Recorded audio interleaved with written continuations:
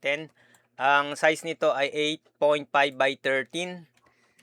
Ayan, ayan yung size niya. Then, nasa Photoshop tayo. Punta lang tayo ng file, print, tapos dito sa Canon G1010 series, kahit Canon G2010, Canon G3010, Canon G4010, ganito rin yung gagawin ninyo. Page setup, then sa standard, dito sa printer paper size, custom, palitan nyo ng inches, tapos 8.5 by 13. Kasi karaniwang nabibili ay 8.5 by 13.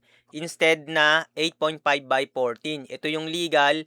Yung 8.5 by 13, ito yung folio size. Ito yung tinatawag nating long na karaniwan nating alam, no?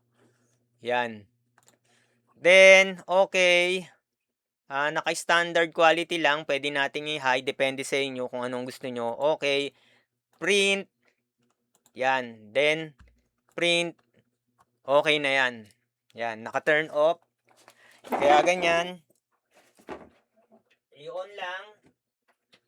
Then, magpiprint na yan. Ayan na. Yan na on na. Magpiprint na. At makikita nyo na yung nagpiprint na siya. No? Ayan.